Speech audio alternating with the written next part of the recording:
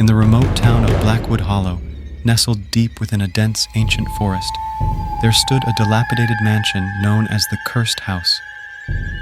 The tale of this forsaken place was whispered among locals, a story passed down through generations as a chilling warning of the unknown horrors that lurked within. The mansion had a dark and unsettling history. It was said to have been built by a reclusive family who dabbled in the forbidden arts. Legends claim that their lust for power led them to make a sinister pact with a malevolent entity. As the story goes, the entity granted them wealth and power in exchange for their souls.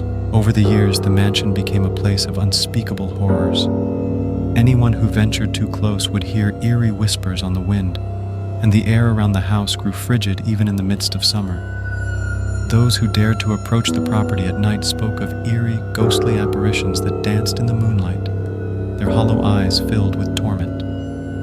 One fateful night, a group of thrill-seekers decided to challenge the legends and venture into the cursed house. They carried lanterns and wore amulets of protection, believing they could defy the malevolent force said to reside within. As they crossed the threshold, the air grew thick and suffocating, and the flickering lanterns cast unsettling shadows upon the walls. The group pressed on, their footsteps echoing through the decrepit halls. The wood creaked beneath their feet, and the walls seemed to close in around them, as if the very house itself sought to trap them. In a forgotten chamber deep within the mansion, they uncovered an ancient tome filled with arcane symbols and cryptic incantations. Foolishly, one of the group members decided to read from the book aloud, thinking it was a mere relic of the past. As the incantation echoed through the mansion, the very air seemed to shudder, and the malevolent entity imprisoned within the house was awakened.